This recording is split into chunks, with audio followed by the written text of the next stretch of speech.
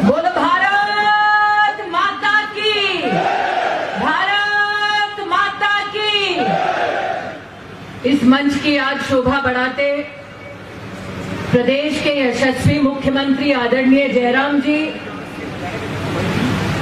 लगभग 3 दशकों से भारतीय जनता पार्टी के संगठन को समर्पित निष्ठावान कार्य करने वाले प्रदेश के प्रभारी आदरणीय अविनाश जी, पार्टी के यशस्वी अध्यक्ष एवं सांसद आदरणीय सुरेश जी, सरवीन चौधरी जी, किशन कपूर जी, इंदु गोस्वामी जी, हंसराज जी, विक्रम जी, चंद्रभूषण जी, मंच पर विराजमान पार्टी के सभी सम्मानित जनप्रतिनिधि, सभी सम्मानित पदाधिकारी और जिन्होंने बड़े प्रेम और सम्मान के साथ मेरे संगठन की सीमित एक यात्रा का परिचय दिया, ऐसे हमारे त्रिलोक कपूर जी, आज इन सभी महानुभावों का नाम इस मंच से इनकी गरिमा नहीं बल्कि आपकी गरिमा में घोषणा देने के लिए ले रहे हैं। इस मंच से हर नेता को जय श्री राम का नारा, जय श्री राम का जय घोष दे सम्मानित किया गया, लेकिन आज मंच की ओर से मैं कहना चाहूंगी, बूथ अध्यक्ष को जय श्री राम, बूथ अध्यक्ष को जय श्री राम, बूथ पालक को जय श्री राम, बूथ पालक को जय श्री राम, बीएलए को जय श्री राम, बीएलए को जय श्री राम। इस मंच की आज अपनी एक गरिमा है, प्रभु का अपना ये संकेत है कि त्रिदेव का परिचय देने, त्रिलोक की भूमिका में संचालक प्रभारी हम सबको नसीब हुए हैं। सुरेश जी ने अपने उद्बोधन में कहा कि ब्रह्मा विष्णु महेश की भूमिका में बूथ के अध्यक्ष, बूथ के पालक, हमारे बीएलए भाई और बहन निष्ठा से, समर्पण के भाव से संगठन की सेवा कर रहे हैं। लेकिन अध्यक्ष जी ने जब ब्रह्मा विष्णु महेश का उल्लेख किया तो ब्रह्मा जी को हम संसार के निर्माता के रूप में पूजते हैं, विष्णु जी को संरक्षक के रूप में पूजते हैं, और महादेव की जब भूमिका पर चर्चा होती है तो महादेव के क्रोध का वर्णन कम होता है और महादेव जो कंठ में विष को ग्रहण करते हैं उसकी आराधना हम ज्यादा करते हैं।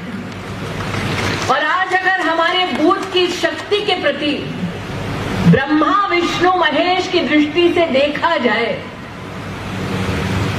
तो निर्माता राजनीति का, निर्माता संगठन का, निर्माता हिमाचल प्रदेश के भविष्य का हमारा बूथ का अध्यक्ष है।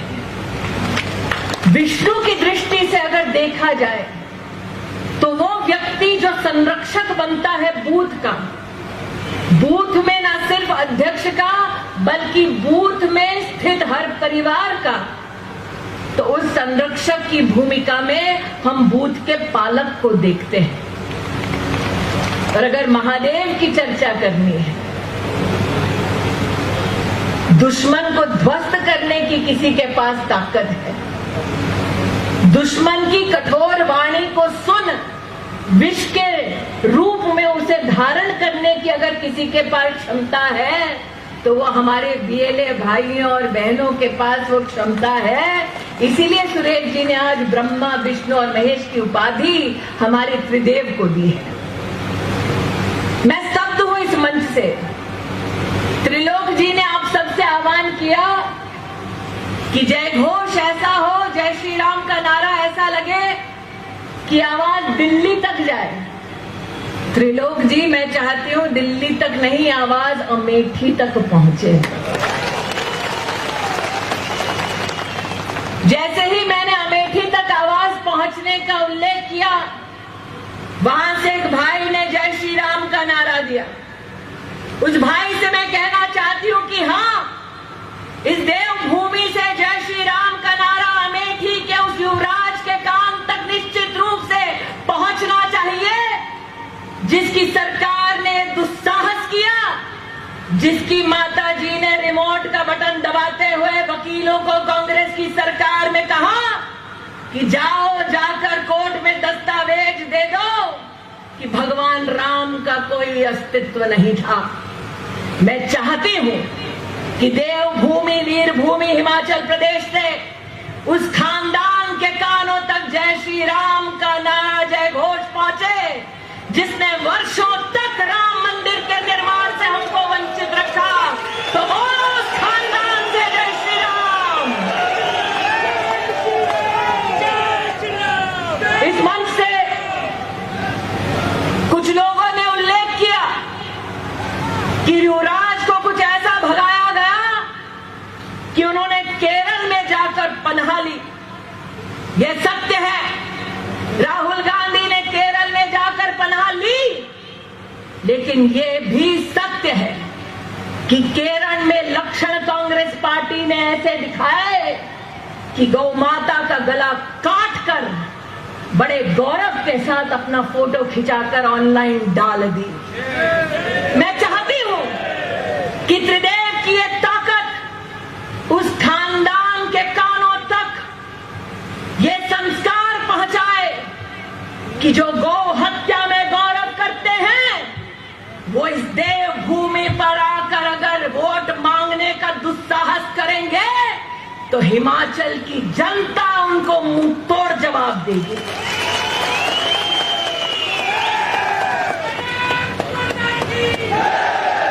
आज भारत माता की जय घोष, भारत माता की ललकार, गौरव गान त्रिदेव के सम्मेलन से होता है।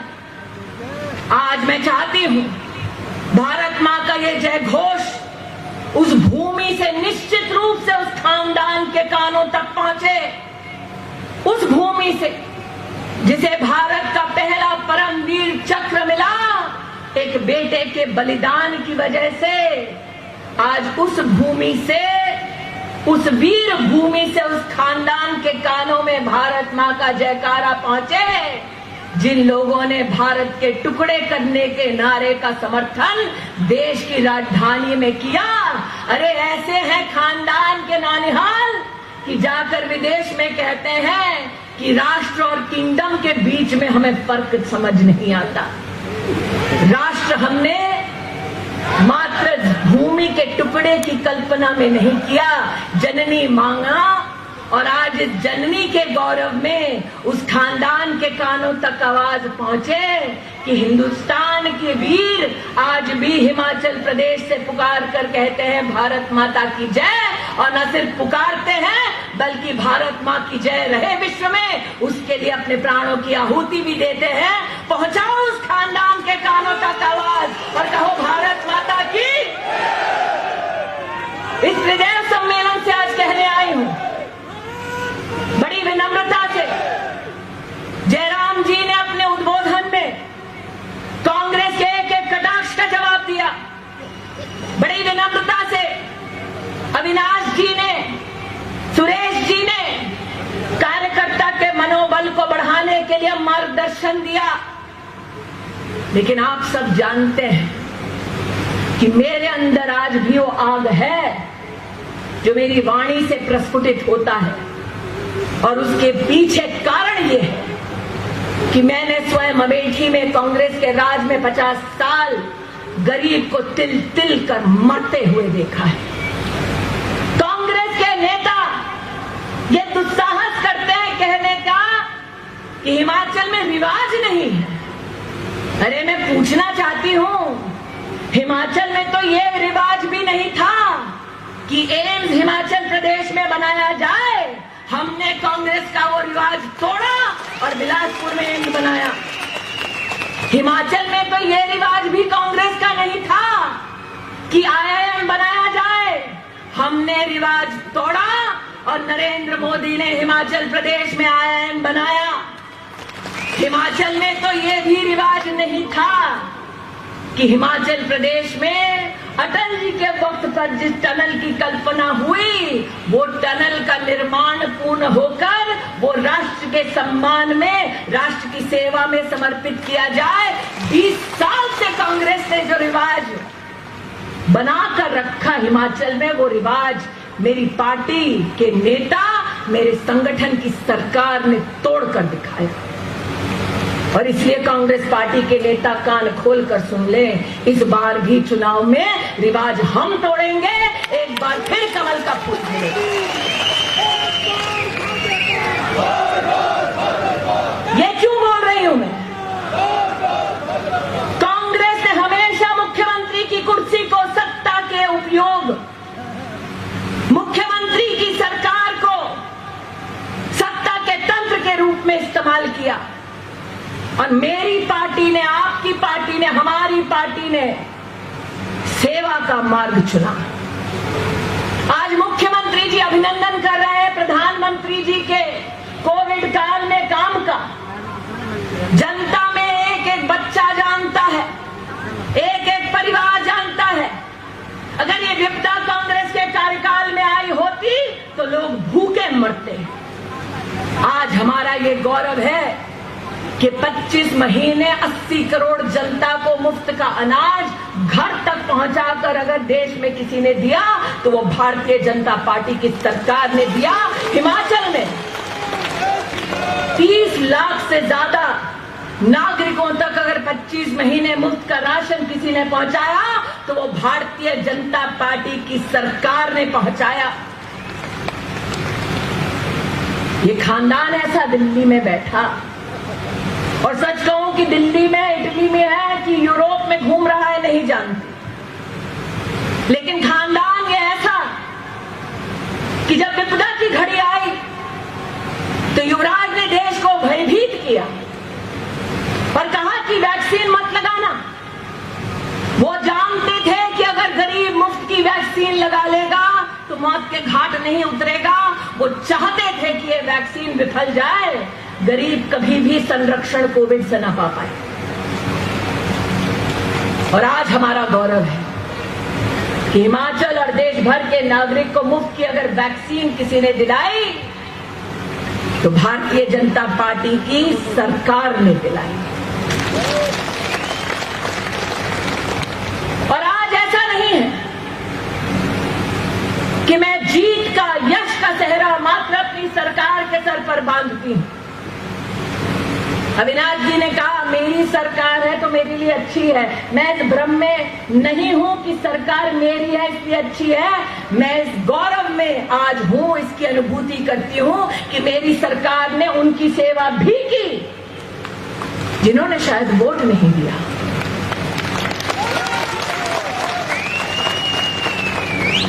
वैक्सीन उन्होंने भी लगाई जिन्होंने वैक्सीन का समर्थन नहीं किया। ये मेरी सरकार का संस्कार है। नरेंद्र मोदी ने कहा सबका साथ, सबका विकास, सबका विश्वास, ये मेरी सरकार है। नरेंद्र मोदी ने कहा चुनाव अपनी जगह, सरकार और प्रशासन अपनी जगह, हम सर्वे भवन्तु सुखिनः के ध्येय के साथ आगे बढ़ने वाली पार्टी है। हम पक्षपात करने वाली पार्टी नहीं है। मैं आज संगठन के यश को विनम्र प्रणाम करती हूं। वो कांग्रेस पार्टी जो कटाक्ष करती है भाजपा पर, रिवाज नहीं बदलते, उनसे कहना चाहती हूं कि विपदा की घड़ी में कांग्रेस का भाग जाना रिवाज था देश की राजनीति में। विपदा की घड़ी में जब मौत सामने थी तो मेरे संगठन की बहनों ने एक एक गरीब के लिए हाथ से अपने मास्क सिला और हिमाचल में 50 लाख मास्क का वितरण मेरी पार्टी की बहनों द्वारा हुआ। इतना दम कांग्रेस में नहीं है। जब मौत मंडरा रही थी तब मेरे संगठन के कार्यकर्ताओं ने 5 लाख फूड के पैकेट बांटे। जब मौत मंडरा रही थी तो 1,16,000 राशन के किट मेरी पार्टी के कार्यकर्ताओं ने घर घर जाकर बांटे। अरे जब मौत मंडरा रही थी जब लोग कह रहे थे अपने को बचाओ, अपनों को बचाओ, मेरी पार्टी के कार्यकर्ताओं ने रुपया रुपया जोड़कर प्रधानमंत्री जी के, मुख्यमंत्री जी के कोविड के कोष में 10 करोड़ रुपया डाला ताकि गरीब का संरक्षण हो सके। और ये कहते हैं रिवाज। अरे सत्ता को सेवा में परिवर्तित करने का रिवाज अगर भारतीय लोकतंत्र में किसी ने बनाया तो मेरी पार्टी के कार्यकर्ताओं ने बनाया। इसलिए आज जब जयराम जी चर्चा कर रहे थे एक ऐसे राजनीतिक विशेषज्ञ की जिसने कांग्रेस पार्टी से कहा हिमाचल भूल जाओ, हिमाचल में कांग्रेस की सरकार नहीं आएगी, मैं तो कहती हूँ जयराम जी जिन्हें खुद मार्गदर्शन की जरूरत है कि अपनी पार्टी कैसे चलाए, वो प्रदेश क्या खाक चलाएंगे। आज इस मंच पर मेरे प्रदेश के अध्यक्ष, मेरे प्रदेश के प्रभारी, मेरे प्रदेश के सांसद, मेरे प्रदेश के मुख्यमंत्री एक साथ विराजमान हैं। मैं चुनौती देकर कहती हूं, कांग्रेस के कार्यकर्ता से पूछो खानदान कहां है, वो बता नहीं पाएंगे। और ये पारदर्शिता सत्ता में नहीं, सेवा में नहीं, बल्कि संगठन में भी क्यों है? क्योंकि मंच पर जितने लोग बैठे हैं, जिसमें मैं भी शामिल हूं, हम जानते हैं कि अगर आप हैं तभी हम हैं। मैं इस भ्रम में नहीं हूं कि अमेठी में अकेले जीती त्रिलोक जी। 50 साल स्वयं सेवकों ने लाठी खाई। 1980 से लेकर 2019 के चुनाव तक बूथ का अध्यक्ष भी कई बार नहीं मिलता था, कैंडिडेट भी कई बार नहीं मिलता था। अमेठी में कार्यकर्ताओं ने सतत संघर्ष किया और हाल ये हुआ। ये त्रिलोक जी कहां हैं? बताना चाहते हैं कि जो कांग्रेस हमें कहती थी अमेठी में कि रिवाज नहीं है, गांधी खानदान हार जाएगा, इस विधानसभा के चुनाव में कांग्रेस पार्टी अमेठी में 4 विधानसभा सीटों पर अपनी जमानत जब्त होने का दर्शन कर चुकी है। जो एक वक्त कहते थे कि हमें कोई नहीं हिला सकते, ऐसा रिवाज नहीं भारत के लोकतंत्र में, उनकी जमानत उस क्षेत्र में जब्त हुई जहां के वो सरताज थे। इसलिए आज सुरेश जी, जयराम जी ने भी बड़ी प्लानिंग के साथ मुझे बुलाया है। त्रिदेव के सम्मेलन में त्रिदेव से पूछने के लिए बुलाया है कि स्मृति जी और अमेठी के संगठन ने कांग्रेस की 5 में से 4 सीट पर जमानत जब्त कर दी, आपकी कितनी सीटों पर कांग्रेस की जमानत जब्त होगी, ये मुझे बताइए। कितनी होंगी? कितनी होंगी? क्योंकि ये संघर्ष मात्र हमारा नहीं। एक उपप्रधान की बात कर रहे थे त्रिलोक जी, 40 साल से संघ का स्वयंसेवक, भारतीय जनता पार्टी का उस ब्लॉक में सेवादार, उसकी हत्या हुई। और आपने दीदी कहा है तो बहन के नाते जिस घर में उनकी पत्नी दहलीज लांघ नहीं सकती थी, मैंने उनकी पत्नी से कहा था कि मरते दम तक साथ निभाऊंगी, और इसीलिए अर्थी उठाई क्योंकि मेरे भाई की हत्या हुई थी। कांग्रेस पार्टी में वो उन 3 लोगों को अपना परिवार मानते हैं, भारतीय जनता पार्टी में आप सब हमारा परिवार है। और इसीलिए आज जब कांग्रेस पार्टी एक दुस्साहस करती है, ये सपना देखती है, तो उनसे पूछे कि रिवाज तो नहीं था 1 रैंक 1 पेंशन का। 40 साल तक देश के वीर जवानों ने कांग्रेस के सामने अपनी मांग को रखा, रिवाज बदला। 1 रैंक 1 पेंशन अगर देश में किसी ने लागू किया तो वो नरेंद्र मोदी की सरकार ने किया। रिवाज तो नहीं था कि एक साथ 4 मेडिकल कॉलेज बने, लेकिन रिवाज बदला और आज हिमाचल प्रदेश का गौरव है कि 4 मेडिकल कॉलेज की सौगात भारतीय जनता पार्टी ने की। रिवाज तो कभी नहीं था कि कांग्रेस सड़कें बनाए, एक गांव को, एक मजरे को, एक छोटी बस्ती को रोड से जोड़े। लेकिन भारतीय जनता पार्टी ने कांग्रेस के इस रिवाज को तोड़कर 860 से ज्यादा सड़कों का निर्माण अपने 4.5 साल के कार्यकाल में किया। रिवाज तो कभी नहीं था कि हिमाचल के किसानों को सालाना 6,000 रुपया मिले, लेकिन भारतीय जनता पार्टी की सरकार ने 9.5 लाख किसानों के बैंक के खाते में 6,000 रुपया प्रतिवर्ष पहुंचाया। और इसीलिए इस बार भी भारतीय जनता पार्टी रिवाज तोड़ेगी, सत्ता के लिए नहीं, सेवा का मौका पाने के लिए, त्रिदेव के आशीर्वाद से कमल का फूल हर बूथ पर खिलाएगी, भाजपा की सरकार बनाएगी। आज यही विश्वास व्यक्त करने के लिए बूथ स्तर तक हमारे संगठन को और सशक्त करने के लिए आज आप सब कर्मठ कार्यकर्ताओं के चरणों में शीश झुकाती हूं। त्रिदेव की भूमिका में आप सदैव बूथ को संरक्षित रखें। त्रिदेव की भूमिका में आप सभी बूथ के निर्माण के द्वारा एक बार फिर सत्ता का नहीं, सेवा का मौका हमारी संगठन को देंगे। ये विश्वास व्यक्त करते हुए अपनी वाणी को विराम देती हूँ। जय हिंद, जय भारत। बोलो भारत माता की।